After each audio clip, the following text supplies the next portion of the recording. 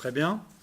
Donc, ce matin, dans l'introduction, ce que j'ai essayé de vous montrer, c'est l'importance des interprétations qu'on peut faire des situations d'action sur l'environnement. Elles sont très complexes. Beaucoup d'interprétations sont possibles. Comment on construit des interprétations qui ont un sens? On a vu que c'était déjà très divers les possibilités. Donc, on va commencer la première de donc les 4 séances qui viennent, on va les consacrer chacune à une approche particulière de l'action en faveur de l'environnement. La première, ça va être la gestion patrimoniale. On va essayer de voir l'histoire de cette approche, ses fondements, les méthodes qu'elle peut mettre en œuvre et les limites. Alors, première remarque, c'est une approche qui est arrivée tôt, puisque le premier texte qui propose la gestion patrimoniale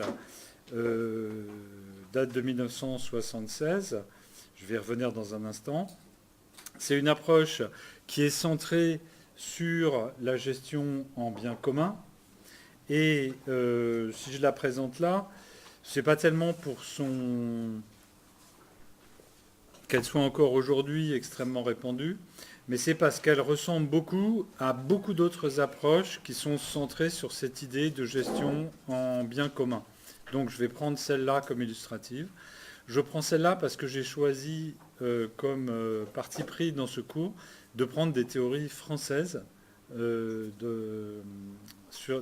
d'interprétation des situations de gestion de l'environnement, et parce que cette approche particulière a eu beaucoup d'influence en France, notamment parce que, j'y reviendrai aussi, elle a été portée très fort en interne par le ministère de l'Agriculture, qui a en France pas mal de responsabilités dans des domaines qui ont trait à l'environnement. Donc on va retrouver dans les discours actuels sur l'environnement beaucoup d'éléments qui viennent, en France en tout cas, de cette approche. On va voir son histoire, les propositions qu'elle fait, dans un premier temps. Dans un deuxième temps du cours, je vais vous montrer que ces idées se sont d'une certaine façon généralisées. Et puis dans un troisième temps, on va mettre en discussion critique ces idées pour voir les limites qu'elles peuvent avoir ou les dérives auxquelles elles peuvent donner lieu. Alors, c'est pas possible de présenter la gestion patrimoniale sans présenter, comme le font toujours les gens qui l'enseignent encore aujourd'hui, le dossier initial, la première étude qui a donné lieu à la création de cette approche, à savoir une étude sur la pollution de la nappe phréatique d'Alsace. Donc, vous avez dans le PowerPoint 3 petites cartes. Malheureusement, elles sont en noir et blanc, donc elles sont un peu plus dures à lire. Celle de gauche, elle vous permet de voir ce que c'est que la nappe phréatique d'Alsace. Vous avez à gauche les Vosges, un relief montagneux, c'est les Vosges. À droite, c'est la forêt noire. Au milieu, c'est la vallée du Rhin. La rive gauche du Rhin, c'est le côté français, c'est l'Alsace. La rive droite du Rhin, c'est le côté allemand, c'est les Pays de Bade, je pense. En tout cas, nous, ce qui nous intéresse, c'est la nappe phréatique d'Alsace. Et donc, en fait, entre ces deux montagnes, les Vosges et la forêt noire, c'est un fossé d'effondrement. Et ce fossé d'effondrement, il est comblé d'une très épaisse couche d'alluvions. Et donc, dans cette couche d'alluvions, il y a une immense nappe phréatique, c'est-à-dire des eaux souterraines associées au Rhin, qui sont en communication avec le Rhin. Ce qui veut dire que sous la quasi-totalité de la plaine d'Alsace, il y a une nappe phréatique qui est extrêmement puissante, qui se déplace lentement, et dans laquelle, au moment de l'étude, on peut pomper de l'eau directement utilisable pour l'eau potable ou pour l'industrie en quantité pratiquement illimitée. Donc c'est une ressource extrêmement intéressante. Le problème, à l'époque où on se situe, c'est-à-dire à 1975, c'est qu'on commence à avoir des problèmes de pollution sur cette nappe phréatique. Ces problèmes de pollution, ça va être par exemple les terrils des mines de potasse d'Alsace. Donc quand on extrait la potasse en Alsace, on va séparer d'une part la potasse et d'autre part le sel et les roches inertes. Et le sel et les roches inertes, on va les mettre en tas dans des terrils, comme dans toutes les régions minières. Et puis sur ces terrils, il va pleuvoir, ça va dissoudre le sel, et l'eau salée va partir dans la nappe phréatique, qui petit à petit va se polluer. C'est la carte de droite dans le PowerPoint. On voit les panaches de pollution par le sel à partir des terrils des mines de potasse. Autre exemple de pollution, dans le sud de l'Alsace, il y a une base aérienne qui s'appelle Merxheim, militaire. Il s'est avéré qu'il y a un réservoir de kérosène qui fuyait. Et donc, pendant des années et des années, une fuite dans la nappe phréatique. Et après, sur des kilomètres et des kilomètres, on a un panache de pollution lié à la fuite de kérosène. Ou bien, on va avoir des sources de pollution dues au fait que des rivières sont polluées, l'eau passe dans la nappe phréatique. Ou bien, une autre source de pollution, on creuse des gravières pour obtenir des matériaux, du granulat, pour faire du béton ou autre. Et ces gravières, ça devient des trous en eau. Et cette eau, elle est exposée aux pollutions extérieures. Elle peut éventuellement s'eutrophiser et donc dégrader la qualité phréatique de la nappe phréatique. Donc du coup, au moment de l'étude, le ministère de l'Agriculture, plus précisément la direction régionale de l'agriculture, pose le problème parce qu'elle est chargée de la qualité des eaux à ce moment-là. Et lance une étude en disant qu'est-ce qu'on peut faire sur ce problème de la nappe phréatique d'Alsace. Alors plutôt qu'une étude, en fait, elle a lancé une série d'études. Première étude, une étude technique qui a montré où étaient les sources des pollutions, qui a fait une prospective de ce qui pouvait se passer et qui montre que si on ne fait rien, on risque d'arriver à multiplier ces sources de pollution et à créer une situation dans laquelle on n'a plus cette ressource en eau facilement accessible, de bonne qualité et abondante. Deuxième étude, une étude économique qui montre que la perte économique que représenterait cette perte la perte de cette ressource est nettement supérieure au coût des efforts qu'il faudrait faire pour traiter le problème. Vous reconnaissez la forme de raisonnement qui s'appelle évaluation monétaire des services écosystémiques. Ça ne date pas d'hier. Donc, on a une étude technique qui montre qu'il y a un problème qui est en train de s'aggraver, une étude économique qui montre que ce serait bien moins cher d'agir plutôt que de subir les conséquences économiques. Bon, il ne se passe toujours rien. Et puis, on se penche sur la question, mais au fond, quel est l'équipement pour agir ? Cet équipement pour agir, c'est la législation, la réglementation, l'autorité administrative pour régler les problèmes de pollution. Et donc, j'ai tiré du document de l'étude sur la nappe phréatique d'Alsace les deux schémas des deux diapos suivantes et qui montrent à quel point la responsabilité administrative sur l'eau est fragmentée. Donc dans le premier schéma, vous voyez une plaine au milieu. Vous avez à droite une rivière domaniale. Donc elle dépend du ministère de l'Équipement qui s'appelle à cette époque-là ministère de l'Environnement et du Cadre de vie. À gauche, vous avez une rivière non domaniale, c'est-à-dire une rivière qui est propriété des propriétaires riverains. Là, on est dans le domaine du ministère de l'Agriculture. Tout ce qui est en dessous des villes, on est sous réglementation du ministère de l'Équipement. En dessous des campagnes, sous responsabilité ministère de l'Agriculture. Et puis, quand c'est à plus de 40 mètres de profondeur, on est sous responsabilité du ministère de l'Industrie, parce qu'on est dans un régime à cause des intérêts miniers.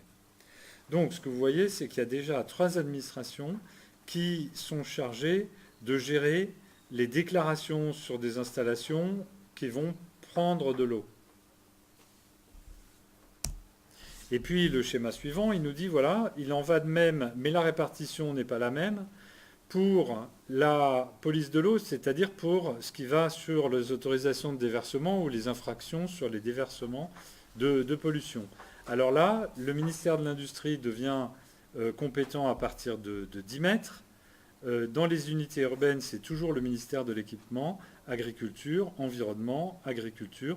Donc on a en fait une fragmentation de la responsabilité sur l'action des pouvoirs publics sur la nappe phréatique d'Alsace. Alors, la direction régionale, ayant fait ces 3 études, se dit, mais il ne se passe toujours rien, qu'est-ce qu'on fait? Et elle va donc confier une étude innovante à 3 personnes. Patrice Berthier, un consultant qui était passé des mathématiques opérationnelles, de la recherche opérationnelle, c'est-à-dire les maths appliquées à la décision, à l'étude de la décision complexe sur l'environnement. Jean de Montgolfier, qui était un IPEF qui s'intéressait à ces questions d'environnement. Et Henri Olagnon, qui sortait de Sciences Po et qui donc avait été recruté dans cette équipe. Le constat, c'est 1, on a un problème, un système écologique qui se dégrade. 2, il se dégrade sous l'action de multiples acteurs différents. 3, il existe des instruments administratifs, un diagnostic technique et économique, mais ça ne suffit pas. Leur innovation a été de dire, en fait, c'est qu'il manque un ingrédient fondamental. Cet ingrédient, c'est le fait que les gens n'assument pas leurs responsabilités environnementales. Dit autrement, les acteurs qui ont intérêt à ce que la nappe soit en bon état n'agissent pas. Les acteurs qui dégradent la nappe ne prennent pas leurs responsabilités. Tout le monde se dit, il existe un système des pouvoirs publics, puis en fait, il se passe rien. Alors là aussi, comme l'histoire du Sapajou, c'était ce matin un problème prototypique, on peut considérer qu'on a un problème prototypique. Il y a plein d'endroits dans l'environnement où il existe une dégradation progressive, des acteurs responsables multiples. Si je prends la pollution de l'air à Paris par les particules, les responsables, c'est le chauffage au bois, les véhicules diesel et la pollution agricole. Donc c'est des acteurs multiples. À l'intérieur de chacune de ces filières, il y a des acteurs multiples. La situation se dégrade. Il existe des réglementations, des instruments, des administrations, mais finalement le problème n'est pas pris à bras-le-corps. Je pourrais prendre 20 exemples du même genre. La proposition des auteurs de cette étude a été de dire, voilà, on va recadrer le problème. Le problème n'est pas un problème technico-administratif ou un problème d'arbitrage économique. Le problème, c'est un problème de manque d'investissement. Et donc, ce qu'il faut faire, c'est retrouver les titulaires, des gens pour qui le problème est important, pour qui la nappe phréatique constitue un patrimoine. On pourrait dire aussi un capital, mais on y reviendra. Et de les mobiliser pour qu'ils s'engagent dans la gestion. Et donc, on va centrer l'analyse sur la relation que les acteurs ont avec le milieu naturel. Comment ça se fait qu'il y ait tellement de gens en Alsace, d'acteurs, qui bénéficient de cette ressource très importante pour eux, et qu'en fait, c'est comme si elle n'existait pas, s'ils ne la voyaient pas, etc. Donc, il va falloir s'intéresser à ces relations entre l'acteur et les acteurs et leur milieu. Et donc, pour ça, il va falloir essayer de faire en sorte qu'ils prennent conscience de l'intérêt de faire quelque chose. Il va falloir qu'on repère ces acteurs parce qu'ils sont très nombreux. Je vous donne juste un exemple. Dans l'étude initiale, on nous explique la chose suivante. Une fois qu'on a creusé une gravière, les gens peuvent descendre dans la gravière pour se baigner dans le plan d'eau. Et une fois qu'on se baigne dans le plan d'eau, pendant qu'ils se baignent dans le plan d'eau, la madame et les enfants, monsieur fait la vidange de la voiture dans le fond de la gravière, et hop, toute l'huile de vidange de la voiture, elle passe dans la nappe phréatique d'Alsace. S'il y a une personne qui fait ça chaque week-end dans la gravière, on a une source de pollution diffuse qui va dégrader la qualité de la nappe phréatique d'Alsace. Donc cet acteur, c'est bien un acteur de la gestion de la qualité de l'eau dans la nappe phréatique d'Alsace, même si sa gestion n'est pas pour le meilleur. Après ça, il va falloir discuter sur les comportements et les relations entre les acteurs, négocier les principes de gestion, et il va falloir que, pour que les choses changent, il faut que les comportements changent, que les relations entre les acteurs changent, que les langages changent et que les institutions changent. Je fais que répéter là les mots des auteurs de l'étude. Donc c'est une forme de changement relationnel à partir d'une identification des acteurs qui gèrent le milieu. Alors cette proposition, pour bien la comprendre, il faut la replacer un peu dans ses origines, dans l'histoire qui l'a précédée. Avant les années 70, ou jusqu'au début des années 70, le raisonnement qui domine, c'est un raisonnement qu'on qualifie aujourd'hui de technocratique, c'est-à-dire un raisonnement qui est clairement dans le modèle d'action du gouvernement et dans lequel le gouvernement agit à travers des acteurs techniques compétents, notamment des ingénieurs et des publics. Et donc, on a un problème public à traiter. Il va être traité par un acteur rationnel. Exemple, après la guerre, il a fallu desservir en eau potable tous les villages français.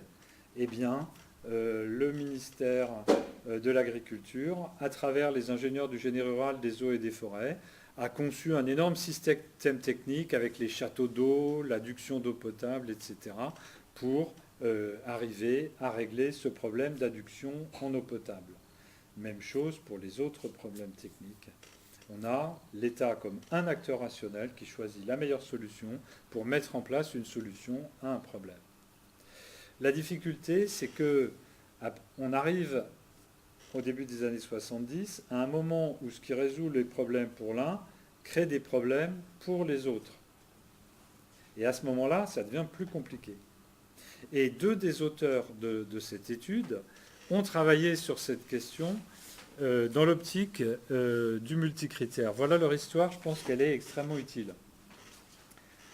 Vous connaissez tous l'A86, c'est le deuxième périphérique de Paris, celui qui est plus loin de Paris que le boulevard périphérique et qui fait aujourd'hui tout le tour. À l'époque, en 1971-72, il n'y a que des segments qui ont été construits, et dans l'ouest de Paris, l'A86 n'a pas été construite. C'est un endroit où elle doit passer dans des banlieues où il y a beaucoup de forêts, la forêt de Meudon, etc. À cette époque-là, le ministère de l'Équipement dit, ben voilà, nous, on nous a chargé d'un problème précis, faciliter la circulation dans la région parisienne. La solution, c'est de créer un deuxième boulevard périphérique. Donc, on va créer une autoroute urbaine autour de Paris. Le problème, c'est qu'à ce moment-là, le ministère de l'Agriculture dit, attendez une seconde, là, on a vu vos premiers projets de tracé. Ils passent dans la forêt de Meudon, dans d'autres forêts. Donc ça résout peut-être votre problème de circulation, mais par contre, ça aggrave considérablement notre problème à nous, qui est la bonne gestion des forêts publiques dont les franciliens ont besoin pour leur récréation, l'oxygénation, etc., etc. Ah ouais, là on n'est plus dans un seul acteur qui a un problème. Et donc le ministère de l'Agriculture va demander à Patrice Berthier et Jean de Montgolfier, et à un chercheur qui s'appelle Bernard Roy, qui était le spécialiste du multicritère, de faire ce qui s'appelait une étude multicritère. Leur idée, c'était de dire, ben voilà, si on construit cette autoroute, il faut tenir en compte plusieurs critères. Quel est le degré d'impact sur les forêts? Mais si on ne passe pas dans les forêts, on passe dans les habitations. Donc, il faut tenir en compte quel est le degré d'impact sur les habitations. Et puis, il faut tenir en compte le coût. Par exemple, si on fait des tunnels pour éviter les forêts ou les habitations, certes, c'est mieux pour les habitants et pour la forêt, mais ça coûte plus cher. Donc on a trois critères. Comment on fait pour faire un calcul d'optimisation de la décision, pour choisir la bonne décision quand il y a plusieurs critères? Ce qu'ont compris les auteurs de cette étude, c'est qu'en fait, le problème est mal posé. Pourquoi il est mal posé? Parce que ce n'est pas un acteur qui a plusieurs critères. C'est plusieurs acteurs qui ont chacun un critère. Et donc, il ne s'agit pas d'optimiser entre les critères, mais de décider quel acteur va gagner. Si je passe au milieu dans un tunnel, les forestiers ont gagné, pour eux c'est parfait. Les habitants, pour eux c'est parfait. Par contre, le ministère de l'Équipement qui doit payer les travaux, pour lui, c'est pas du tout parfait. Et puis, inutile de faire le raisonnement pour les autres. Et donc, la question n'est pas de savoir comment optimiser entre les critères, c'est comment on fait pour arbitrer entre des acteurs qui ont des intérêts différents ou pour négocier entre des acteurs qui ont des intérêts différents. Et là, le problème n'est plus un problème d'optimisation technique, mais un problème de négociation politique. Il a changé complètement de nature. Et aucun décideur rationnel ne peut se substituer à la décision politique. On a changé de modèle. Du coup, on arrive à des modes de raisonnement qui sont influencés par un auteur dont on reparlera la prochaine fois, qui est Michel Crozier, dont les livres qui sont sortis à cette époque-là expliquent que dans les systèmes d'action, chaque acteur a sa propre logique, ces logiques sont différentes, et les organisations fonctionnent dans une lutte ou une négociation ou des stratégies entre ces acteurs qui ont des logiques différentes. Et donc, un problème public comme où faut-il faire passer l'autoroute A86, il faut le comprendre comme une lutte d'intérêts entre des acteurs qui ont des intérêts différents ou qui défendent des missions différentes ou des intérêts généraux qui ne sont que partiels. Et on ne peut plus la comprendre comme un acteur rationnel qui a besoin de choisir la meilleure solution dans un cadre multicritère. Donc il y a cette évolution d'idées qui est en cours, qui consiste à dire on ne peut plus raisonner en se mettant à la place d'un acteur qui cherche la meilleure solution. Ça n'a pas de sens parce qu'il n'y a pas de meilleure solution. Il y a des solutions qui avantagent plutôt l'un ou plutôt l'autre ou qui sont préférées par l'un ou l'autre. À l'époque, il faut aussi voir qu'il existait... il y avait beaucoup d'innovations sur l'environnement dans les années 70. Je le souligne là parce qu'on a toujours tendance à penser que c'est récent l'effort sur l'environnement, mais pas du tout. C'était un thème très important des années 70. Et un des éléments clés, c'était un groupe interministériel qui, entre 73 et 75, a essayé de dire ce qu'il faut, c'est qu'on fasse une comptabilité des ressources naturelles, qu'on fasse rentrer dans la comptabilité nationale, ce qui s'appelle aujourd'hui le PIB vert. Donc l'administration française, les experts travaillaient d'arrache-pied pour essayer de proposer des solutions de comptabilité nationale verte. Et dans ce cadre-là, donc, les auteurs de cette étude ont commencé à se dire oui, mais comment on fait la comptabilité s'il n'y a pas un seul gestionnaire, mais plusieurs acteurs qui ont des intérêts différents, des valeurs différentes. Donc ça, c'est la première évolution de pensée qui a conduit à cette gestion patrimoniale dans les années 70. Donc les auteurs étaient donc Montgolfier et Berthier, étaient complètement impliqués dans ce que je viens de vous raconter.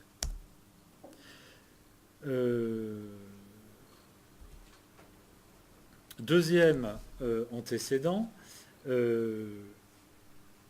les années 70, c'est aussi le développement des approches de la qualité.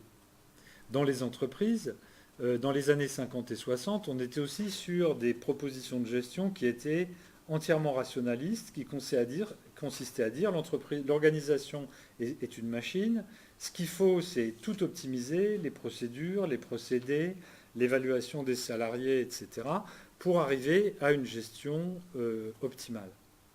Et c'est effectivement dans ce sens-là que les entreprises travaillaient. Le problème, c'est que en travaillant comme ça, on s'aperçoit qu'il y a énormément de problèmes de qualité.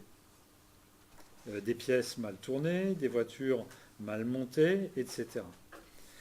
Pourquoi ? Parce que chacun fait juste sa petite partie de boulot, mais personne ne se préoccupe de la qualité de l'ensemble qui a été produit. Et donc, à l'époque, ont été développés ce qui s'appelle les cercles de qualité, qui consistent à dire, oui, il faut quand même aussi qu'on discute de manière latérale entre les salariés et les cadres, pour voir ce qui va, ce qui ne va pas, comment on pourrait améliorer les procédés. Et donc, on n'est plus simplement dans une optique de rationaliser à partir du haut, mais il faut aussi discuter entre les gens qui mettent en œuvre les choses au sein de l'organisation pour qu'ils s'engagent à essayer d'obtenir un meilleur résultat en termes de qualité. Et donc, il y avait beaucoup d'innovations dans ce genre-là, avec les cercles de qualité, l'audit de qualité, pour essayer de comprendre en termes de fonctionnement humain de l'organisation ce qui débouchait sur les pertes de qualité. Et donc, Henri Olagnon, lui, il était très branché sur cet aspect-là, il l'est toujours resté. Et donc, quand les auteurs, en 1976, ont proposé cette gestion patrimoniale, ils sont partis à la fois de ce constat qui avait une multiplicité d'acteurs et que ça ne pouvait plus être posé comme un problème de gouvernement. Ils ont transposé les démarches de qualité en disant oui, ce qu'il faut, c'est une implication transversale des personnes qui sont intéressées par le problème ou qui participent au problème ou qui sont intéressées par le résultat. Et puis, ils ont choisi un mot qui renvoie à un autre courant de pensée encore, qui est le patrimoine naturel et culturel. Depuis le début du siècle, il existe des politiques publiques pour protéger le patrimoine culturel et le patrimoine naturel. Et donc là, c'est une troisième philosophie qui est de dire les beaux paysages, les écosystèmes, les monuments sont un patrimoine. Le patrimoine historique est aussi un patrimoine et donc le but, c'est de le transmettre aux générations futures. Donc ils se sont dit, on va essayer de poser un raisonnement qui accepte qu'il y a plusieurs acteurs, qu'il faut une communication transversale et que c'est un patrimoine à transmettre dans le futur. Et donc on va pouvoir connecter ça avec le langage un peu étroit de la protection de la nature en termes de patrimoine naturel. Et quand on regarde les documents de l'époque, on s'aperçoit... Donc j'ai pris les documents, les différents documents qui avaient été écrits par les auteurs à l'époque, et j'ai listé les points clés de la gestion patrimoniale à gauche, ce que j'appelle le cahier des charges de la gestion patrimoniale. Donc eux, ils disent, voilà, on va faire une nouvelle forme de gestion. Une nouvelle forme de gestion d'un problème naturel comme de qualité du milieu naturel comme la nappe phréatique d'Alsace. Il va reposer sur 7 principes. 1. On va prendre en compte la pluralité des acteurs et des points de vue. Il n'y a plus un seul point de vue. 2. On va focaliser sur la notion de patrimoine commun, sur le fait de chercher à voir qui se sent titulaire du patrimoine, qui peut s'approprier le problème. 3. On va considérer que la gestion, elle se joue dans les relations entre les acteurs, et pas seulement dans l'action des pouvoirs publics. 4. On va privilégier la négociation comme principe de gestion, plutôt que l'action réglementaire et technique des pouvoirs publics. On va raisonner à long terme, en intergénérationnel, c'est ça l'idée de patrimoine. On va dire le repère central, c'est l'idée de transmettre aux générations futures le milieu naturel à partir de cette gestion. Ensuite, 6e principe, on va sortir des approches sectorielles. Vous vous rappelez les schémas sur le ministère de l'Agriculture responsable de ça, le ministère de l'Équipement de ça, etc. On ne peut pas avoir une gestion relationnelle si on reste enfermé dans des silos, et donc il faut sortir des approches sectorielles. Et donc, il faut aussi dépasser les approches technico-administratives. Donc, ce que j'ai essayé de montrer dans le schéma, c'est qu'au fond, les propositions clés de la gestion patrimoniale, ce que les premiers auteurs ont dit en disant il faut une gestion patrimoniale, ils en ont fait un portrait robot, c'est une réponse contradictoire au mode de gestion technico-administratif, qui lui était basé sur un décideur, un traitement collectif ou privé des problèmes, un traitement programmé, une action étatique, des solutions curatives plutôt que de long terme, et puis un cloisonnement administratif qui est lié à l'organisation de l'État.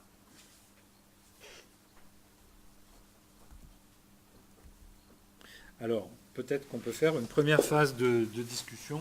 Donc, en 1976... En 1976, ces auteurs sortent de l'étude pour le ministère, pour la direction régionale de l'agriculture, une note de réflexion qui dit voilà, ce problème, c'est un problème de gestion relationnelle entre les acteurs.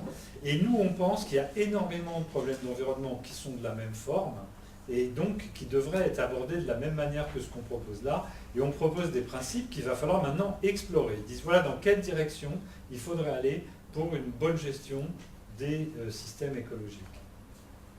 Alors, quelles sont vos réactions sur cette base-là? J'ai pas une réaction, en fait, j'aimerais bien que vous répétiez un peu les cercles de qualité. J'ai pas compris tout à fait ça, l'audit de qualité. Ben, en fait, vous êtes dans une entreprise qui est organisé complètement par le haut. Ça veut dire qu'il y a des ingénieurs méthodes qui ont dit, ben voilà comment on va construire la voiture. Tel salarié va apporter la boîte de boulons, tel salarié va monter les 4 boulons qui tiennent le moteur. Ensuite, la voiture va avancer sur la chaîne de production. Elle va arriver à un endroit où il y a tel salarié qui va apporter les caches plastiques qu'on va mettre sur les boulons. Et puis tel autre salarié va enclencher les caches plastiques sur les boulons. Et tout est calculé de sorte que la division du travail permette de gagner du temps, de faire moins d'efforts, moins de déplacements, etc. Donc que tout soit rationnel. Le problème est le suivant, c'est que chacun, il s'occupe de ce qu'on lui a demandé. Donc celui à qui on demande d'apporter les boulons, il apporte les boulons. Celui à qui on demande de visser les boulons, il visse les boulons. Celui à qui on demande de mettre le cache, il met le cache, etc. Si un boulon est mal vissé, le type qui met le cache, derrière, ben, il met le cache. À la fin de la chaîne, vous vendez la voiture, et puis au bout de 5000 km, le moteur va se mettre à vibrer, etc. Et on va s'apercevoir qu'en fait, il y avait un défaut de qualité dans le serrage du boulon.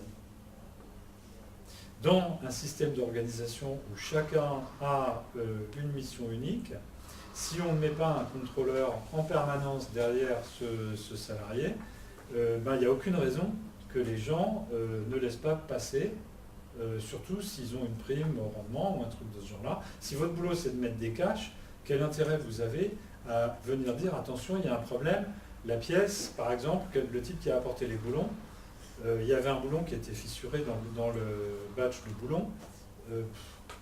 Il n'a rien dit, l'autre a vissé le boulon fissuré, l'autre a mis le cache. Il n'y a pas de raison de faire. Si en revanche, les différentes personnes se sentent impliquées sur la qualité du produit qui sort, à ce moment-là, ils vont discuter ensemble. Celui qui doit mettre le cache va dire à l'autre, attention, le boulon était fissuré ou il était mal vissé. Comment? Et là, ils vont arrêter la chaîne. Le contremaître va dire, mais attendez, vous perdez du temps. Les autres vont dire, oui, mais attention, le boulon était mal vissé.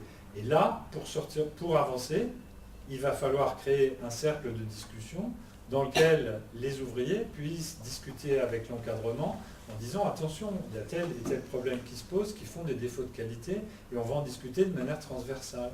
Il ne suffit pas d'avoir un truc en apparence optimal vu par l'organisation centrale. Ça vous paraît plus clair? Oui. Voilà. Et donc c'est bien cette idée-là, c'est la même idée qui est à la base de l'idée qu'il faudrait que les acteurs discutent entre eux, et pas seulement l'administration qui vienne dire ce qu'il faut faire. D'accord, oui. Et du coup, là, il n'est pas question tellement d'externalité négative. C'est-à-dire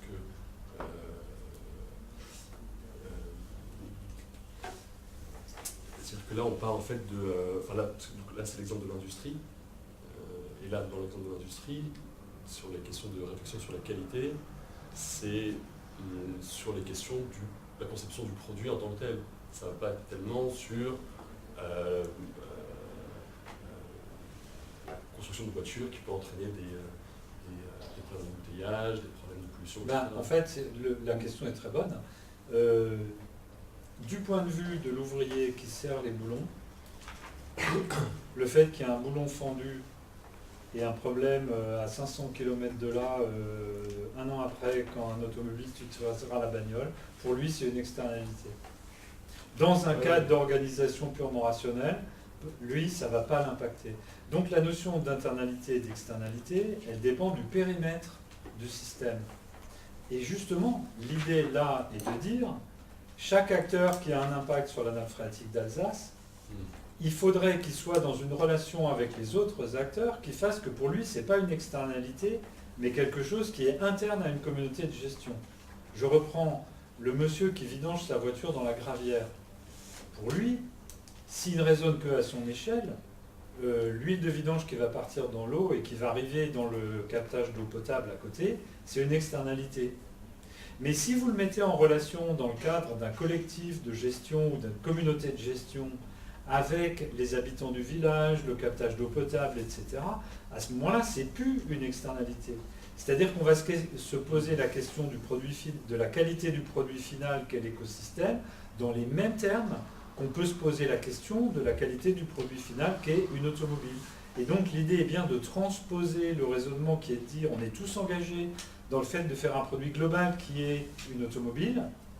Et je ne suis pas seulement un visseur de boulons, mais aussi quelqu'un qui se préoccupe de la qualité du produit. On va transposer ce raisonnement-là dans la gestion d'une ressource ou d'un milieu qui est partagé entre divers acteurs. C'est bien ça. Il s'agit de transformer des externalités en problèmes internes à une communauté plus large.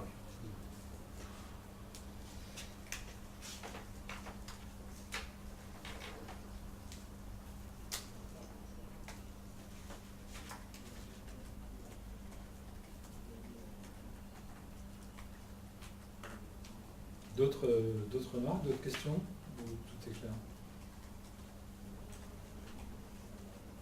Ok. Donc, en 1976, Olagnon, Berthier et Montgolfier sortent ce document qui est un document programmatique et qui dit voilà dans quelle direction on propose d'aller pour régler ce genre de problème. Le point important, c'est que Henri Olagnon est embauché à ce moment-là au ministère de l'Agriculture, à la direction des affaires financières et économiques, dans un bureau qui s'appelait Évaluation et Prospective, je crois, et qui, pour l'anecdote, était dans le bâtiment bleu en face, là-bas, au départ. Dans ce cadre-là, il est convenu qu'il va lancer une série d'études pilotes pour voir si on peut effectivement développer des méthodes de gestion fondées sur les principes qui viennent d'être définis et qui vont permettre. Et donc, le ministère de l'Agriculture engage des budgets tout à fait significatifs et confie mission à Henri Olagnon, après l'avoir embauché, de dire, qu'à cela ne tienne, vous avez présenté avec vos collègues des orientations qui pourraient nous permettre de sortir de ce genre de problème pour les prendre en charge. Allons-y, on va faire des études pilotes. Et donc, Henri Olagnon a commandité à ce moment-là des études pilotes importantes. Là, je vous en cite deux. La première, c'est sur la gestion de la Sèvre nantaise. Donc la Sèvre nantaise, c'est un affluent de la Loire à la hauteur de Nantes. C'est un bassin versant d'une centaine de kilomètres de long, un peu plus, avec plusieurs affluents. Et donc, l'étude a constitué à faire un diagnostic. Quels sont les acteurs de tous les problèmes d'eau qui se posent dans cette Sèvre nantaise? Et est-ce que ce serait possible d'avoir une meilleure gestion de ces problèmes de pollution grâce à une meilleure mise en relation des acteurs? Donc moi, j'ai participé à cette étude Sèvre nantaise. Ensuite, autre exemple, la restauration des terrains en montagne. On a une politique qui date du 19e siècle pour planter des arbres dans les endroits où il y a des glissements de terrain en montagne, pour stabiliser tout ça avec des forêts. Mais ce système de gestion du risque commençait à ne plus marcher très bien dans les années 70 parce que tout le monde s'en désintéressait. Et la question, c'était est-ce qu'on peut trouver des solutions pour que les acteurs de la montagne, les habitants, les communes, l'industrie touristique, etc., se remobilisent pour mieux gérer localement le risque de glissement de terrain en montagne, les avalanches, les torrents, etc. Donc chaque fois, il y a eu des études de cas approfondies, des synthèses, un débat, etc. Ça a duré pendant 5 ou 6 ans, de 80 à 87. Et là, il y a d'autres gens qui sont venus s'ajouter aux auteurs initiaux, à savoir Gilles Barousse, Jean-Marc Nathalie, François Zenel. Moi-même, j'ai commencé à travailler dans ce cadre-là, en étant embauché par le bureau d'études qui était chargé de la Sèvre nantaise, d'une étude de cas sur la Sèvre nantaise. Alors ça a été une période excessivement féconde, avec beaucoup d'études de recherche de terrain. C'était un travail entre études et recherche. Beaucoup d'enquêtes auprès des acteurs des problèmes d'environnement et qui a débouché sur toute une batterie de concepts et de méthodes pour mettre en œuvre les principes de la gestion patrimoniale. Et en 87, ça s'est soldé par des ouvrages de synthèse. Donc il y en a un qui s'appelle Le patrimoine du futur, qui a été dirigé par Jean de Montgolfier, où ont écrit Jean-Marc Nathalie, moi-même, d'autres. Et puis une synthèse rédigée par Henri Olagnon qui s'appelle Une nécessaire rencontre des approches théoriques et pragmatiques de la nature, l'audit patrimonial de type système-acteur, qui résume ce qu'il tirait, lui, comme piste méthodologique, je vais y revenir dans un instant, sur comment traiter ces problèmes-là. Alors, tout ce remue-ménage intellectuel a eu un certain impact et a eu pas mal d'échos, y compris au-delà des initiés ST. C'était une des écoles de pensée qui influait dans le débat français sur comment prendre en charge les problèmes écologiques. Donc là, je cite le fait que Godard, Olivier Godard, par exemple, l'économiste, a discuté ça en profondeur. Après cette première période et ces documents de synthèse, eh bien, ce qui s'est passé, c'est que petit à petit, les gens qui s'étaient impliqués dans cet effort collectif sont repartis chacun dans leur direction. Jean-Marc Nathalie et François Zanel, ils sont revenus à la pratique. Gilles Barouche, lui, il a approfondi une des pistes d'analyse qui était là-dedans et qui était d'appliquer le cadre théorique de l'école de Palo Alto sur l'analyse systémique, les thérapies systémiques. Il a fait une thèse, il a écrit un livre très intéressant qui s'appelle « La décision en miettes ». Jean de Montgolfier, lui, il a réalisé une sorte de synthèse entre la gestion administrative des forêts et des ressources naturelles, les outils économiques et les nouveaux... Lui, il considérait que c'était une approche complémentaire, ce diagnostic des acteurs, etc. Et si vous lisez Le patrimoine du futur, vous verrez qu'il le présente de cette manière-là. Ça ne remplace pas les approches technico-administratives, c'est un complément, un supplément pour les endroits où elles sont moins fortes. Moi-même, je suis parti dans une autre direction que je vous présenterai en détail lundi, à cause des problèmes que je trouvais dans ce à quoi on était arrivé. Et puis, Henri Olagnon, lui, il est passé à l'étape suivante, qui était, maintenant qu'il y avait des outils, des cadres d'analyse, etc., de les normaliser, de les développer et de les faire passer à l'action, en fait, de les faire passer à l'action sur des problèmes, concrets. À partir du moment où Henri Olagnon a considéré que les études exploratoires avaient apporté une quantité suffisante de concepts, de méthodes, avaient fait avancer suffisamment la réflexion, il a considéré que sa mission était de rendre ça opérationnel, justement pour le mettre en main comme un outil, pour que les gens puissent faire changer la gestion. Et pour lui, au fond, il a retenu comme résultat essentiel une méthode qui s'appelle l'audit patrimonial.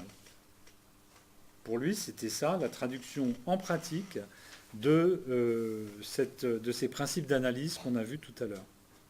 Cet audit patrimonial, il repose sur une grille de lecture, je vais y revenir dans un instant, et puis, dans l'esprit d'Henri Olagnon et dans les documents, au fond, l'audit patrimonial, il a pour but de rendre les acteurs de la gestion de la nappe d'Alsace ou de n'importe quel autre type de ressources du même genre qui est partagé entre plusieurs acteurs, de les amener à s'organiser entre eux en créant une institution pour gérer entre eux la ressource.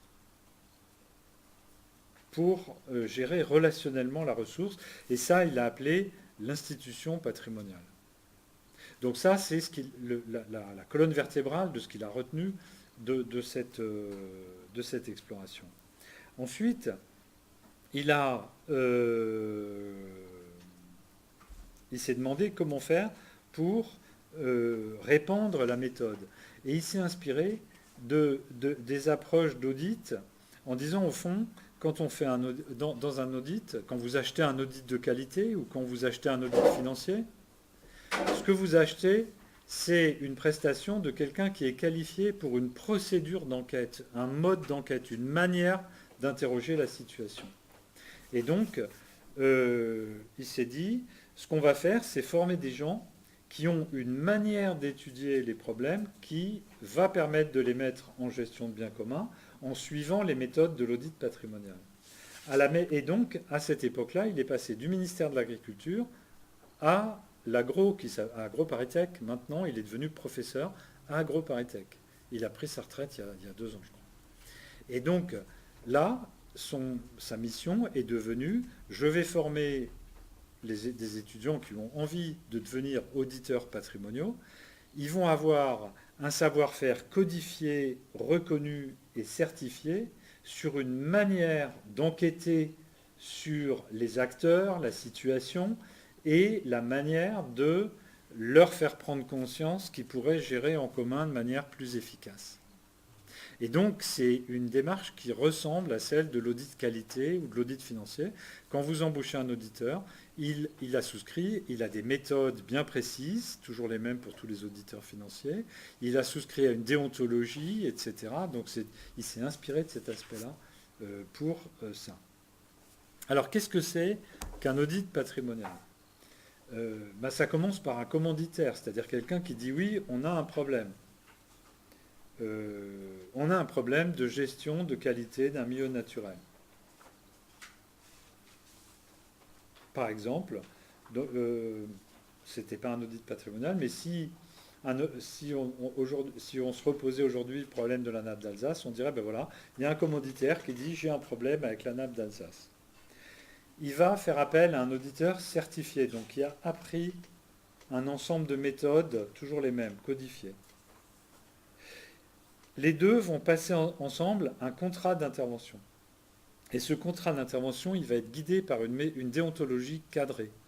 Je vous donne quelques éléments de la déontologie. Premier point très important, tous les entretiens sont confidentiels. À aucun moment, on ne saura qui a dit quoi. À quoi sert cette règle ? Elle sert à essayer de créer des conditions dans lesquelles les personnes rencontrées s'expriment sans trop de réserve, de manière à ce qu'on puisse aller assez directement au cœur du problème. Autre point important, la procédure de restitution, c'est-à-dire que l'auditeur s'engage à réserver la primeur de ses constats au commanditaire. Si le commanditaire trouve que les constats sont intéressants, il va pouvoir, s'il le veut, le partager avec les acteurs. Donc ça fait partie de la déontologie et du contrat. Mais le cœur de l'audit patrimonial, c'est une enquête qualitative, c'est-à-dire que l'auditeur va aller interroger les acteurs du problème en leur posant des questions. Il va identifier toutes sortes d'acteurs qui sont concernés par le problème, et puis il va leur poser des questions. L'originalité de l'audit patrimonial, c'est qu'il va leur poser simplement 4 questions, toujours les mêmes, qui s'appellent identification, diagnostic, prospective, action. Donc, je vous résume la question.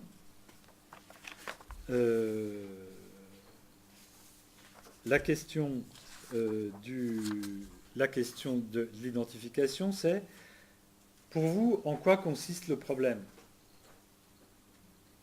Donc, on revient un peu à la discussion qui a eu lieu sur ce matin, comment définir le problème. L'idée est de dire que ce qui est un problème pour l'un n'est pas forcément tout à fait le même problème pour l'autre.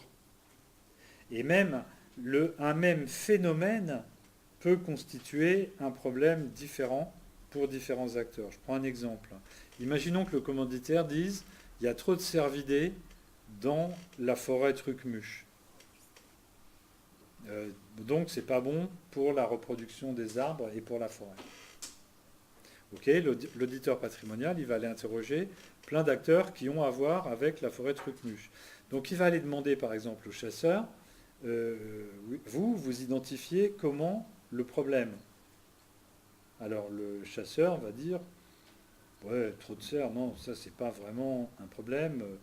Le problème pour moi, c'est la qualité des populations de cervidés. C'est-à-dire qu'en fait, s'il y a trop de cerfs, effectivement, on a des moins beaux trophées, la chasse devient moins intéressante. En revanche, l'objectif, c'est donc d'avoir des cervidés nombreux, mais de bonne qualité. Vous voyez que ce n'est pas tout à fait le même problème qu'il y a trop de cerfs, ils nous mangent les jeunes arbres. Et après, on va continuer avec d'autres acteurs, les agriculteurs, qui vont dire, oui, nous, notre problème, c'est qu'il y a trop de cervidés, ils sortent de la forêt pour manger dans les champs, ils nous font des dégâts de culture. Ah bon, d'accord, donc c'est ça le problème. Mais donc si les cervidés restaient dans la forêt mais ne sortaient plus dans les champs en mettant des clôtures électriques, ça résoudrait votre problème. Ah ouais, ouais, ça résoudrait notre problème. Ah oui, mais l'autre, le forestier, pour lui, le problème, il ne le définit pas pareil. Pour lui, c'est le nombre de cerfs dans la forêt le problème, c'est pas le nombre de cerfs qui vont dans les champs. Donc, première question, l'identification du problème. Deuxième question, le diagnostic. Pourquoi il y a ce problème? Donc là, on va poser à chacun, l'auditeur va demander à chaque acteur, ben, pourquoi, à votre avis, il y a eu cette augmentation des populations de cervidés. Alors chacun va poser son diagnostic. Le forestier va dire bah, parce que les chasseurs, plus il y en a, plus ils en tirent, mieux c'est pour eux, mais ils ne se rendent pas compte et ils font n'importe quoi. Peut-être qu'on va interroger un chasseur qui va dire bah oui, ça fait 20 ans que le ministère chargé de l'environnement nous dit qu'il faut faire des plans de chasse et qu'il faut restreindre nos tirs sur les chevreuils. Et sur les cerfs, bah nous on a restreint les tirs sur les chevreuils, sur les cerfs. Je dis en passant, on est bien content maintenant qu'il y en ait plein, mais c'est ça la cause du problème, etc., etc. Donc on continue comme ça. Dans l'entretien, vous allez demander aussi à chaque acteur, la question de la prospective, c'est qu'est-ce qui va se passer si on continue comme maintenant? Et chacun va vous dire, ah ben, si on continue comme maintenant, voilà ce qui va se passer, les conséquences pour moi, etc. Évidemment, en filigrane, il y a l'idée que si ça continue comme maintenant, ça va évoluer d'une certaine manière de pire en pire. Hein. L'agriculteur, il va dire, ah ben moi, si ça continue comme ça avec les débats de gibier, moi je vais arrêter d'exploiter dans cette zone-là, ou bien il va dire, ben moi je vais commencer à tirer la nuit les cervidés qui sont dans mon champ. Et ensuite, dernière question, à la fin de l'entretien, on demande aux gens, ben, qu'est-ce que vous proposez de faire? Alors l'agriculteur, il va dire, ben, je propose de mettre des clôtures pour pas que les cerfs sortent de la forêt. Le forestier, il va dire, je propose de tirer 80% des cervidés pour ramener la population à un niveau qui soit compatible avec le cycle de régénération de la forêt naturelle. On va employer un peu de vocabulaire genre forestier. Les chasseurs, ils vont dire, bah, ce qu'il faut faire, c'est calmer les forestiers, parce que nous, on n'est pas convaincus du tout que ce soit vrai, cette histoire qu'il n'y ait plus d'arbres, parce que les cervidés mangent les jeunes arbres. Oui, ils en mangent, mais c'est pas pour ça qu'il n'en reste plus pour pousser, etc. Chacun va répondre à la question. Une fois ceci fait, l'auditeur rentre dans son bureau et il va poser la question, et ben maintenant,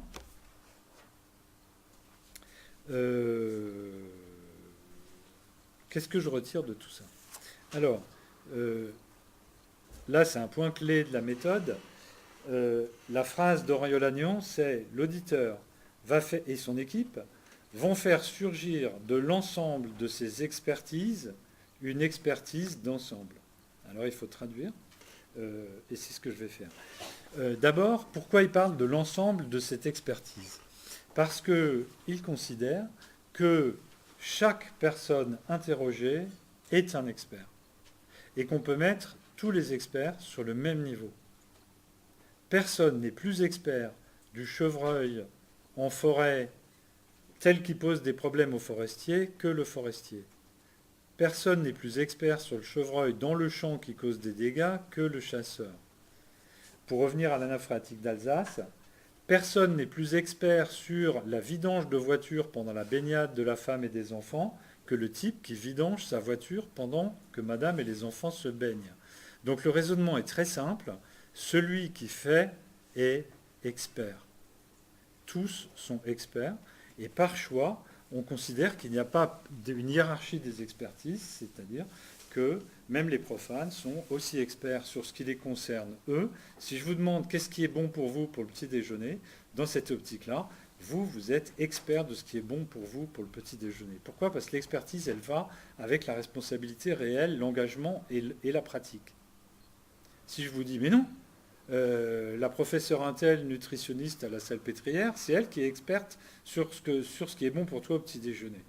Ben là, vous dites non, désolé, c'est moi qui pratique, c'est moi qui subis les conséquences, c'est moi qui chaque jour peux me rendre compte de ce qui me réussit ou pas au petit déjeuner, c'est moi l'expert.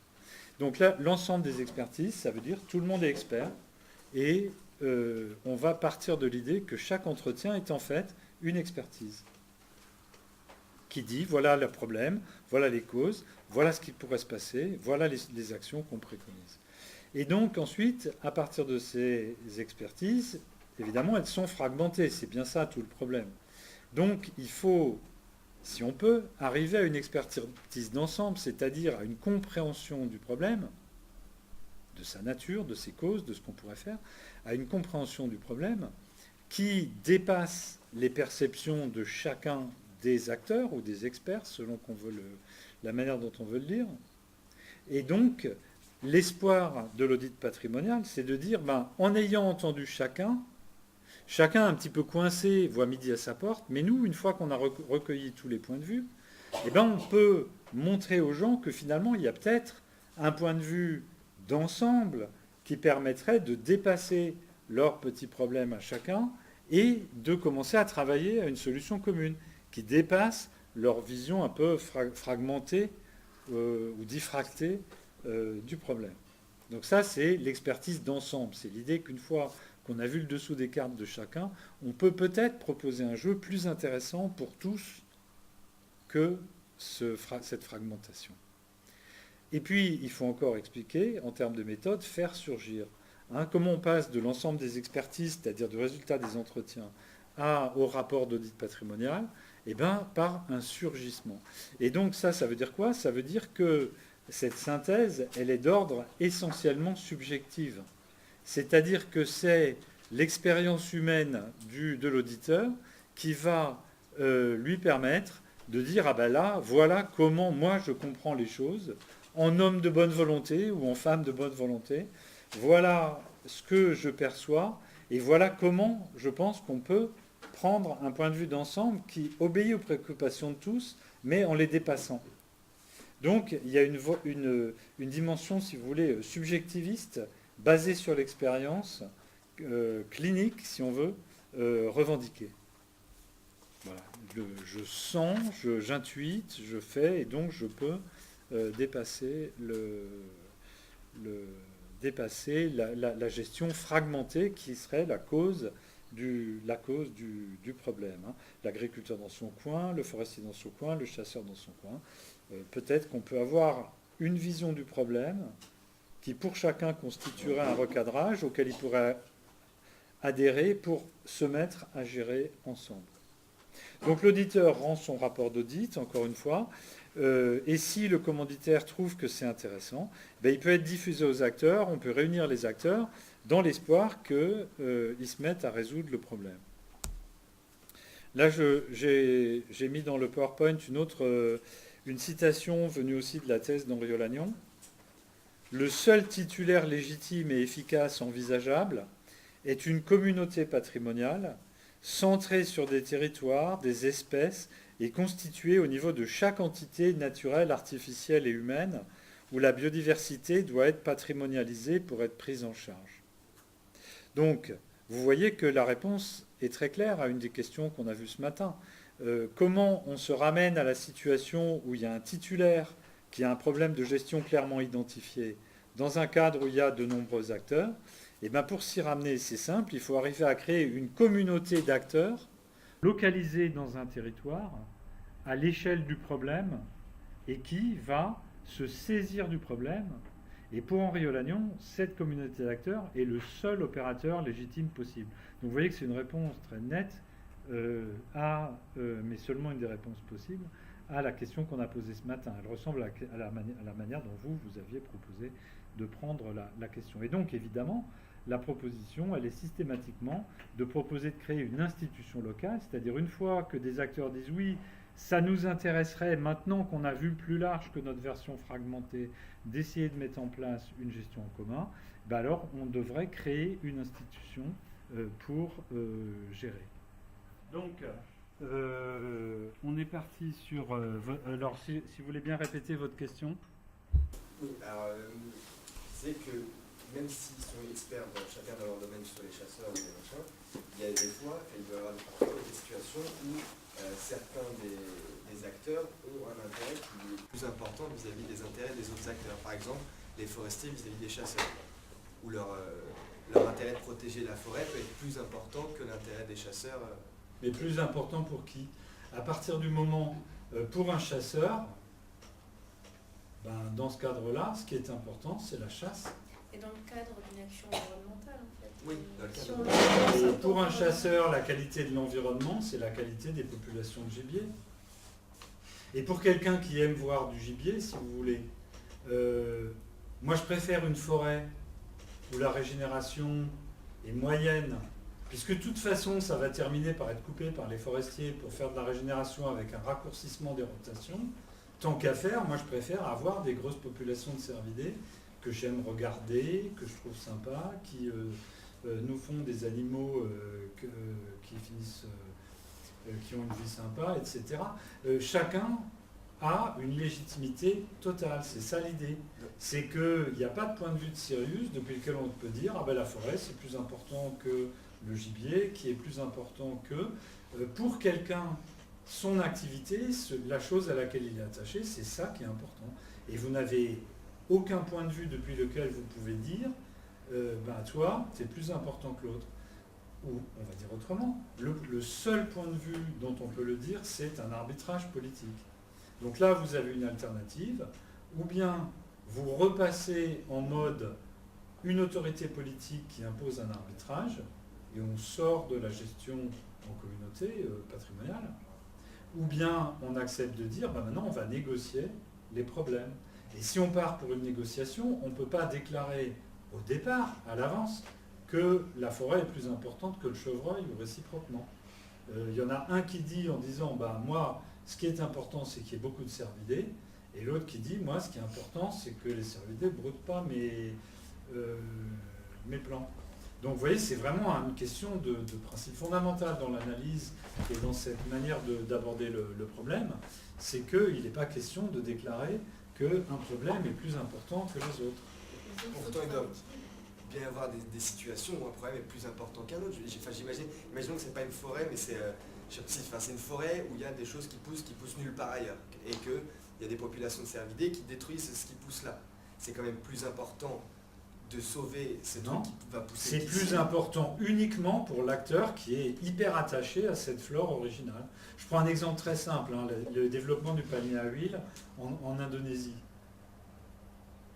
Vous avez des régions entières gigantesques où la forêt est rasée pour faire place à des palmiers à huile.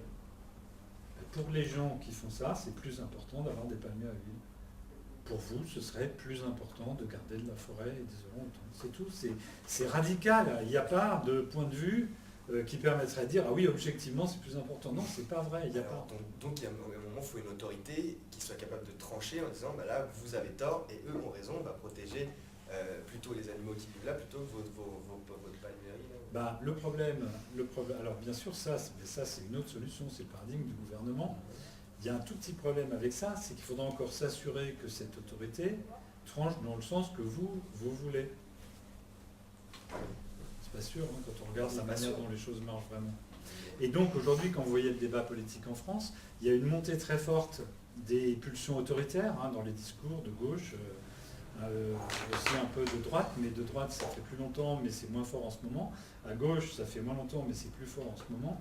De pulsions autoritaires qui disent mais seule une prise de position en changeant de gouvernement par un État peut obliger à faire basculer les arbitrages. Donc, ce que vous dites, ça revient à dire, il faudrait que nous, on soit au pouvoir et pas les autres. Donc c'est bien une question de pouvoir, c'est pas une question, il y a un problème plus important qu'un autre. C'est de dire, tel acteur, lui, il voudrait être au pouvoir. Dire mon problème est plus important que les autres, c'est dire je voudrais être au pouvoir. Donc dans l'optique de l'audit patrimonial et dans l'optique de n'importe quelle approche de coordination, on s'interdit de croire dans cette approche autoritaire et on dit non, il va falloir négocier puisque chaque acteur légitimement est porteur d'un problème qui connaît, qui comprend, d'une priorité qui est la sienne. Il va falloir négocier le problème et les priorités. On voit là que ça grince selon la sensibilité qu'on a. Mais inversement, si vous êtes quelqu'un qui est dans cette sensibilité patrimoniale, il ne supporte pas l'idée qu'on puisse dire mais il y a un problème plus important que les autres. De quel droit vous dites? J'y reviendrai lundi. Mais après, si par exemple, il y a des acteurs qui répondent à l'audit mais qui sont pas assez informés et qui n'ont pas conscience par exemple que la façon dont est géré leur environnement au moment de l'audit, ça peut mettre en cause leur activité dans un futur plus ou moins proche. Est-ce que du coup il n'y a pas un autre acteur qui pourrait prendre part à cet audit ou du moins influencer les conclusions pour que on prenne ça en compte et pas seulement l'avis subjectif de chaque acteur qui est peut-être pas le résultat de tous les aspects du problème en fait. Parce qu'il y a peut-être des aspects qui ne seront pas soulevés par les acteurs, ce ne sera pas exhaustif. Alors en fait, la réponse, elle est dans la qualité du travail de l'auditeur. Hein. Ce que vous allez demander à l'auditeur, c'est de s'assurer qu'il aura interrogé un panel de gens qui rassemble à peu près toutes les sensibilités, mais aussi tous les points de vue disponibles. Donc par exemple, vous n'allez pas juste interroger des chasseurs qui sortent du banquet de chasse, vous allez aussi interroger le technicien de l'ONC, et s'il existe un chercheur qui bosse sur les populations de cervidés, vous allez l'interroger aussi. Hein, donc ça fait partie du boulot de l'auditeur, de s'assurer un panel. Mais le point clé, c'est que l'auditeur va considérer que le point de vue du spécialiste de l'Office national de la chasse qui travaille depuis 20 ans sur les populations de cervidés est tout aussi subjectif que l'avis du chasseur lambda ou l'avis de l'agriculteur du syndicaliste agricole ou l'avis de l'agriculteur lambda. C'est-à-dire que la dose de subjectivité est la même chez tout le monde. Mais pas la dose d'information. Pas forcément, mais la dose d'expertise, oui. Parce qu'en fait, même le type qui a une super expertise parce qu'il a fait 20 ans de recherche technique dans un organisme technique, le point crucial que celui qui est sur le terrain et qui agit a identifié aura peut-être échappé à l'expert. C'est pour ça que leur idée, c'est de dire tout le monde est expert. Et le commanditaire, il ne peut pas influencer sur les conclusions de l'auditeur, parce que il y a un commanditaire, en plus il communique des résultats que s'il le souhaite. Est-ce qu'il n'y a pas un risque d'influence des résultats Bon, donc là, effectivement, on rentre dans la discussion sur les limites et éventuellement les dérives de cet audit patrimonial. Alors effectivement, il y a un premier signal orange. Hein. C'est assez curieux d'avoir une méthode dans laquelle on va étudier un problème et si l'analyse et les constats n'arrangent pas un des acteurs, hop, on ne les sort pas. Oui, pour moi, c'est un problème majeur de cette méthode. Oui.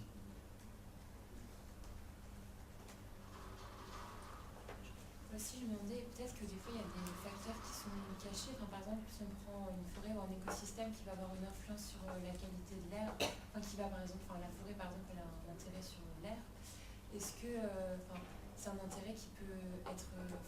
c'est un intérêt pour tout le monde, mais par exemple, le chasseur, il ne va pas forcément s'en rendre compte. Donc, du coup, oui, son niveau d'expertise, c'est le même. Mais est-ce que, du coup, est-ce que s'il y a juste une personne dans toute l'étude qui met en valeur un problème qui touche tout le monde, est-ce qu'on peut le mettre au même rang qu'un problème qui touche qu'une partie de la population? Deux couches de réponse. Une réponse en défense et une réponse en critique de l'audit patrimonial. La réponse en défense, c'est la même que tout à l'heure. Elle consiste à dire, si vous avez bien fait votre job d'identifier les acteurs, vous aurez identifié qu'il y a des experts, que vous aurez identifié des experts sur ce phénomène que vous dites, et vous les aurez interrogés. À partir de là, vous aurez leur avis dans votre enquête, et ce n'est pas une démarche quantitative, hein, ce n'est pas un vote, on ne fait pas la pesée des opinions. Il suffit qu'il y en ait un qui vous ait révélé un élément, et vous allez le prendre en compte dans votre diagnostic d'ensemble. Le truc en défense, en critique, c'est de dire oui, mais vous pouvez très bien ne pas aller voir cet expert-là, et en revanche donner beaucoup de poids à des opinions qui sont finalement très problématiques. Par exemple, moi j'ai fait des entretiens, ça c'était incroyable, n'est-ce pas? Moi j'avais dirigé une étude où les chargés d'études étaient revenus avec des entretiens où un agriculteur leur dit mais écoutez, c'est pas moi qui pollue et c'est pas l'agriculture qui pollue. La preuve, quand la rivière sort de la forêt, là, elle est polluée. Donc c'est la forêt qui pollue.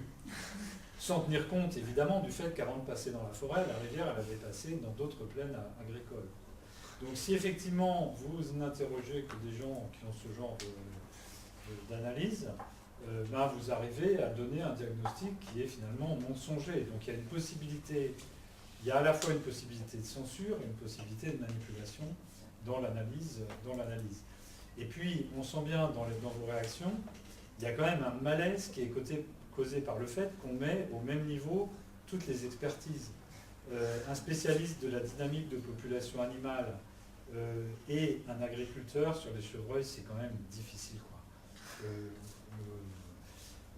On sent un malaise. Même si on comprend la cohérence interne du fait de dire tout le monde est expert. En fait, il y en a qui vont plus servir des intérêts communs et d'autres plus des intérêts personnels. C'est pour ça que si on prend, je sais pas, pour moi, quelqu'un qui est censé, même si je comprends que l'agriculteur ait des problèmes sur son exploitation, ça le concerne lui. Et si sa solution à lui, ce serait faut supprimer les cerfs de cette forêt, alors qu'un expert justement sur les animaux travaille sur le fait que ces animaux arrivent à se développer et à s'implanter en France, par exemple, parce qu'ils ont du mal ou ils existent très peu, moi j'ai du mal à entendre qu'on les mette sur le même niveau, un qui va servir à l'intérêt commun, à sauver une espèce, et l'autre qui veut juste protéger son exploitation. En fait, c'est ça que je dis. En fait, le problème, c'est parce que dans votre tête, vous avez classifié d'un côté les problèmes d'environnement comme d'intérêt commun, et d'autre part, les problèmes d'exploitation agricole comme problèmes privés. Mais on peut très bien tenir le raisonnement inverse. Et les agriculteurs et des acteurs académiques proches du monde agricole pourraient très bien vous dire, en fait, la communauté rurale de cet endroit-là, elle repose sur les agriculteurs. C'est pour ça qu'il y a des habitants dans les villages, qu'il y a des enfants dans les écoles, qu'il y a de la vie, etc. C'est eux qui entretiennent le milieu.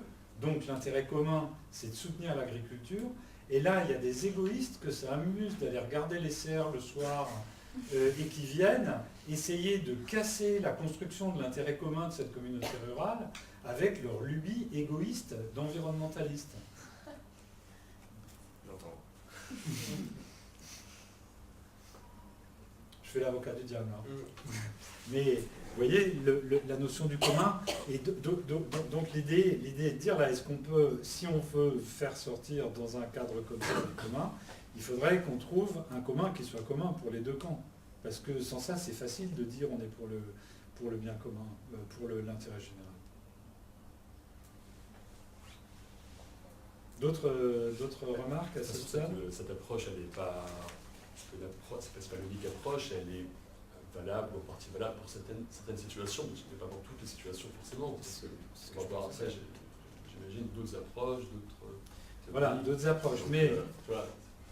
Ce qui est sûr, c'est que... Ce qui est intéressant là-dedans, en fait, c'est que c'est une théorie de l'action, c'est-à-dire que c'est une manière de traiter un problème particulier, dans une situation particulière, et que ça peut être intéressant. Mais c'est pas la seule approche, et ça peut ne pas fonctionner. Mais alors donc effectivement elle a des limites, et on reviendra après sur le fait que là où il y a un vrai problème, c'est quand on utilise cette approche sur des problèmes où elle est volontairement inadaptée. Donc j'y reviendrai. On va peut-être faire un bilan là, sur les apports de cette gestion patrimoniale. Alors, quelles que soient les critiques qu'on peut avoir sur le caractère biaisé ou autre, les apports, ça a été d'abord le fait de dire on va aller écouter les gens, on va les faire parler entre eux.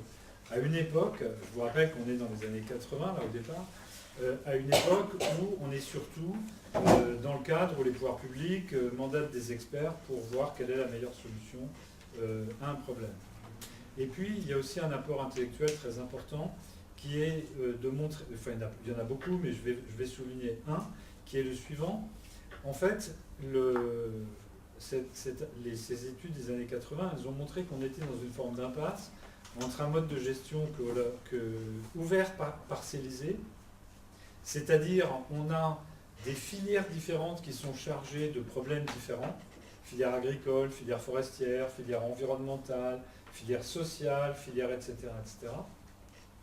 Donc c'est ouvert, les différents niveaux géographiques et organisationnels collaborent ensemble, tout le monde peut participer à la gestion dans le cadre de l'une ou l'autre filière, mais on est parcellisé, c'est-à-dire qu'on n'a pas une approche globale de l'objet.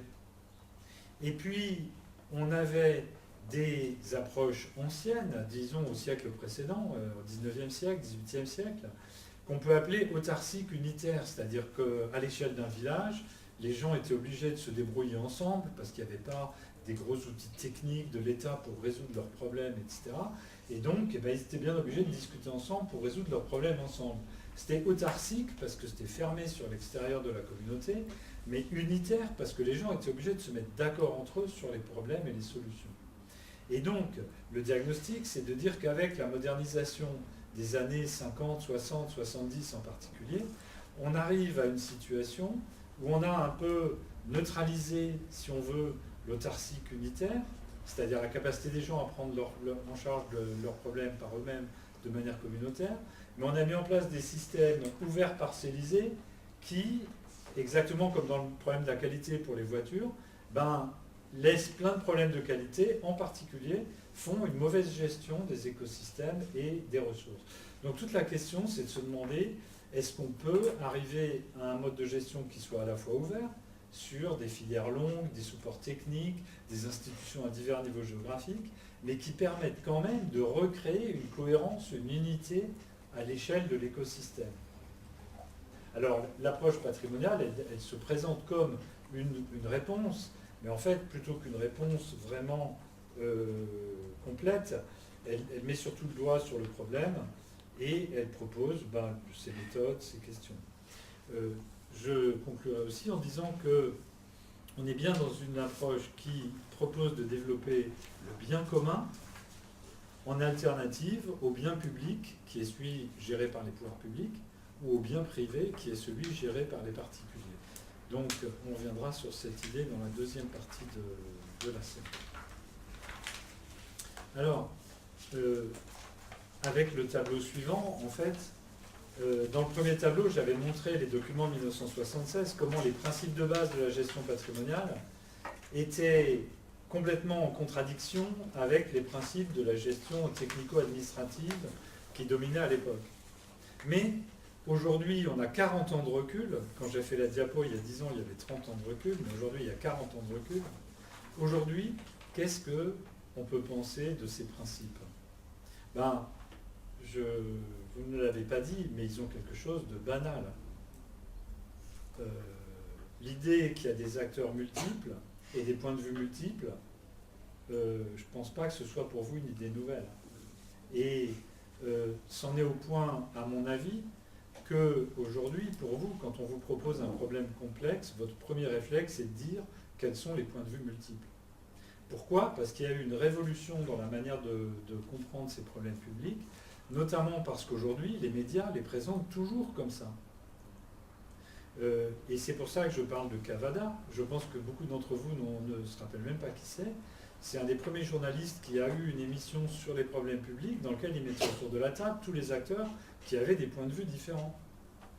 Donc, avant, dans les années 70, quand il y avait un problème public, vous aviez le ministre et puis un savant qui venait expliquer le problème, et puis ce qu'on allait faire. Et à partir de la génération Cavada, c'est-à-dire les années 80, quand il y a un problème public, on met autour de la table des gens qui ont des opinions diverses et contradictoires, on les fait discuter, et je pense qu'aujourd'hui, vous avez même parfois du mal à concevoir un problème autrement que comme la juxtaposition de ces points de vue contradictoires. Donc il y a eu vraiment un changement complet dans la manière de voir les choses.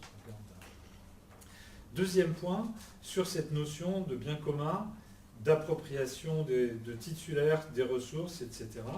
D'une part, il y a eu depuis l'école des Commons, d'Elinor Ostrom, j'en dirai un mot après, qui a publié son livre fondamental en 1990, donc 15 ans après les textes sur la gestion patrimoniale, et qui a eu le prix Nobel pour le fait d'avoir préconisé une gestion en bien commun.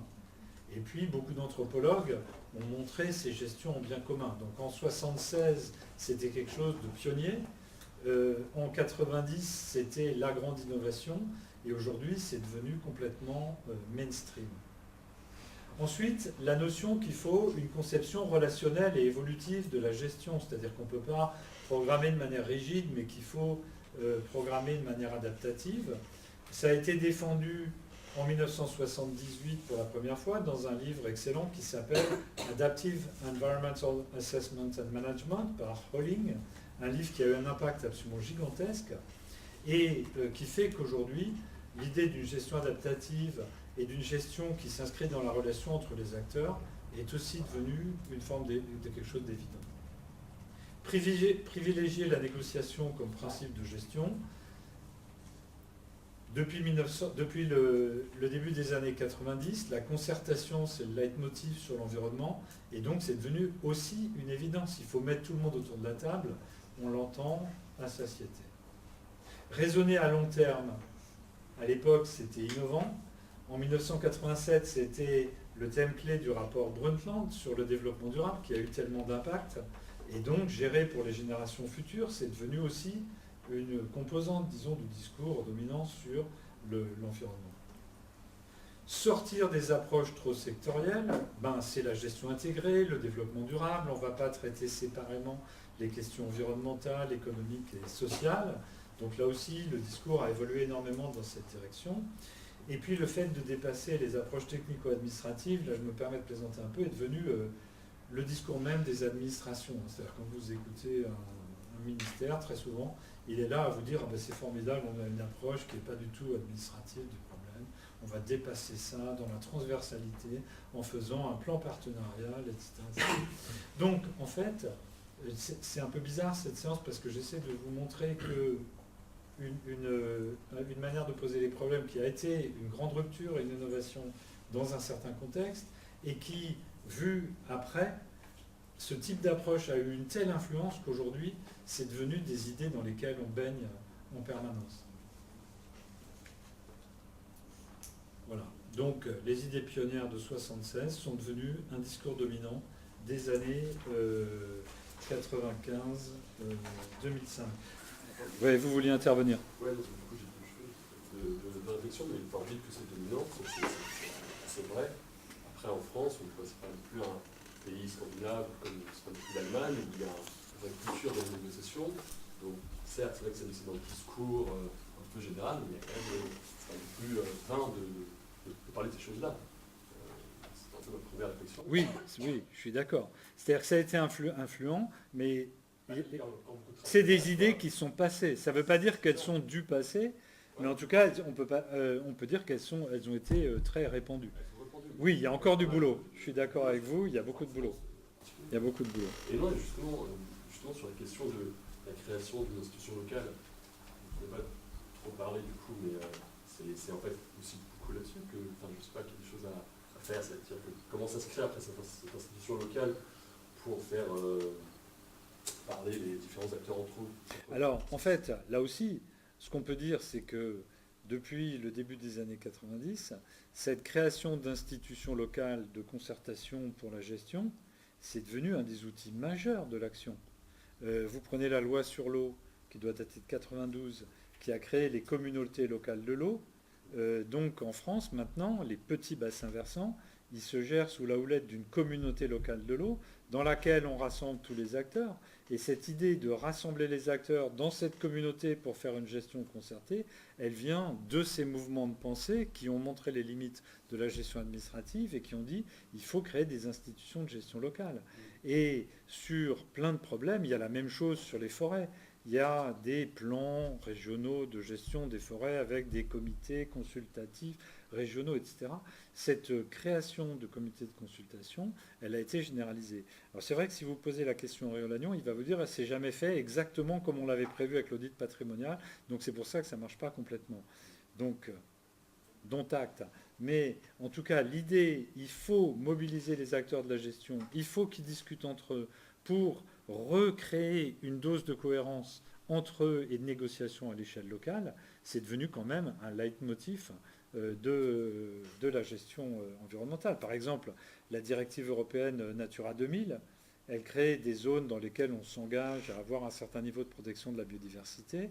En France, vous avez des comités locaux de gestion dans lesquels sont représentés tous les acteurs. Donc on est bien...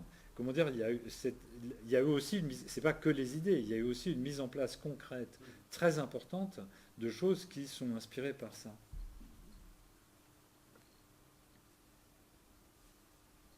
Alors qui ne sont pas toujours aussi radicales, en ce sens que le diagnostic dans lequel tout le monde est aussi expert les uns que les autres, c'est une version radicale. Mais c'est en expliquant et en discutant cette version radicale qu'on comprend mieux ce qui se joue là.